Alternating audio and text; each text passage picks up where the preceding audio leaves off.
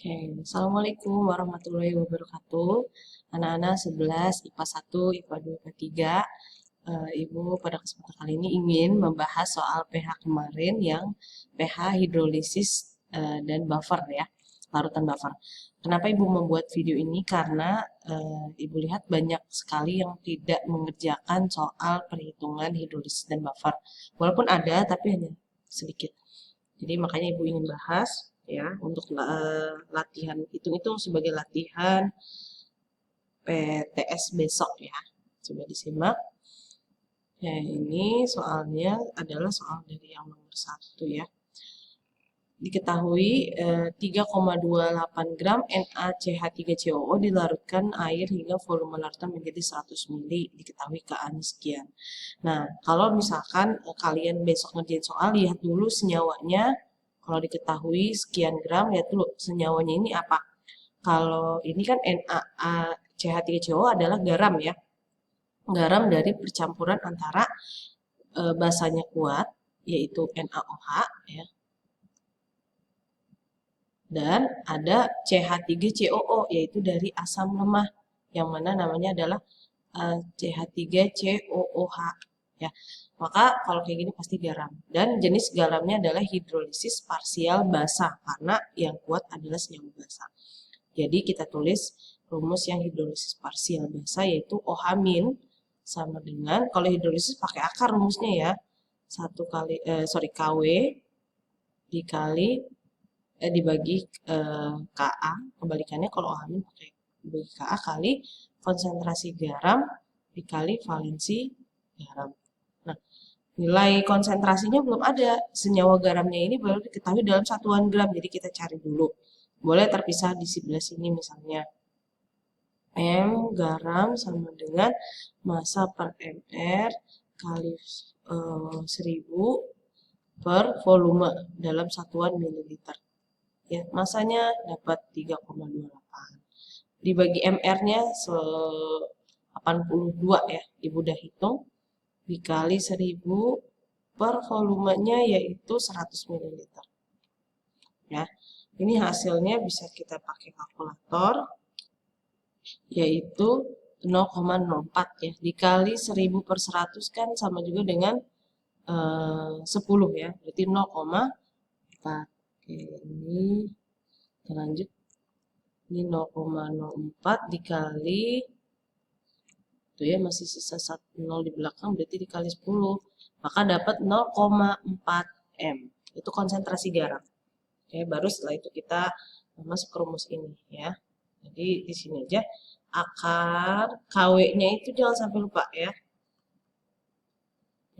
Ka-nya diketahui dikali konsentrasi garam 0,4 dikali valensi garam adalah jumlah ion dari asam atau basa lemah penyusun garam tersebut. CH3COO cuma 1 ya, dikali 1.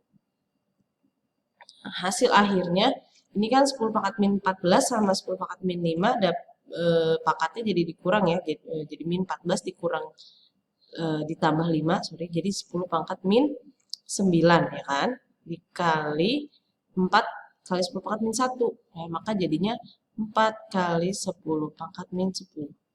Ini totalnya min 9, yang ini min 1, ketemu min 9 jadi min 10. Hasilnya jadi 2 kali 10 pangkat min 5 molar. Nah, setelah dapat ini, kelanjutannya berarti kita cari pOH. Ya, minus logaritma konsentrasi OH. Ini kalau esai harus ditulis rumus kayak gini dulu ya, baru masukin angka. Kalau PG mah kalian langsung aja. Ya. Hasilnya jangan lupa yang pangkat negatif di belakang menjadi positif di depan, jadi 5 min log 2. Lalu setelah itu kita baru cari pH sama dengan 14 dikurang pOH. Jadi 14 dikurang 5 min log 2 yaitu 9 plus log 2. Ya, seperti itu ya nak ya. Mudah-mudahan bisa dipahami. Kita lanjut ke soal nomor 3B. 100 ml larutan N4OH 0,4 M dicampur dengan 100 ml larutan HCl 0,4 M. Di sini kita tulis dulu reaksinya antara NH4OH dengan HCl. Nah, N4OH memiliki jumlah OH-nya 1 dan HCl memiliki H plus 1. Sehingga sudah koefisiennya 1:1 ya. Senyawa garam yang dihasilkan adalah ion sisa basanya dulu, ion sisa asam, dan akan menghasilkan 1 molekul air. Nah, N4OH nilai molnya berapa? Kita hitung dari konsentrasinya 0,4 dikali volume ya. Jadi molnya N4OH adalah Ibu langsung tulis di sini aja kali ya. 100 kali 0,4 ya. Kalau HCl 100 kali 0,4 juga sama nih. Jadi mula-mula reaksi sisa. Ini kita tulis N ya. N basa, ini Na1.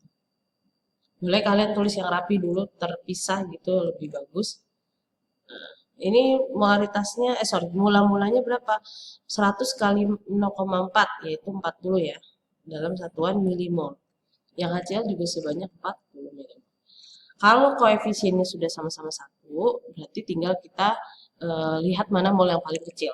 Ya, karena sama nilainya, maka ya reaksi pembatasnya kedua-duanya. Jadi NH4OH dan HCl tepat habis bereaksi. Jadi yang bereaksinya di sini 40, yang dihasilkan juga 40 karena koefisiennya 1 ya. Nah, sehingga N4OH-nya habis, HCl-nya habis, yang terbentuk atau di akhir reaksi hanya ditemukan senyawa garam saja ya, 40 milimol. Karena ini garam hidrolisis parsial asam ya, maka rumusnya adalah dari H+, sama dengan akar KW per KB kali konsentrasi garam dikali valensi garam.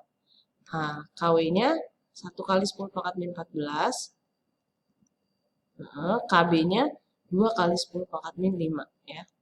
Konsentrasi garam berarti molnya garam ini ya 40 dalam satuan milimol dibagi volume total ya.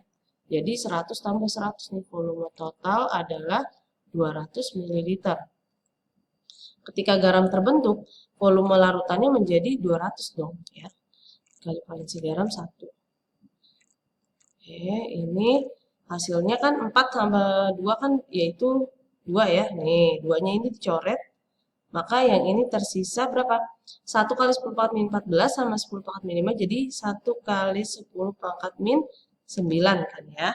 Nah, yang ini nolnya dicoret 1, nolnya dicoret 1 berarti 1/10 ya. Atau bisa dibilang ini dibagi 0,1 ya, 0,8 ya jadinya ya. Sebentar, ini 10 ya. Kalau naik ke atas jadi 10 pangkat min 10 ya, berarti akar dari itu adalah 1 kali 10 pangkat min 5. Jadi pH-nya sama dengan min log dari ini ya, langsung ya.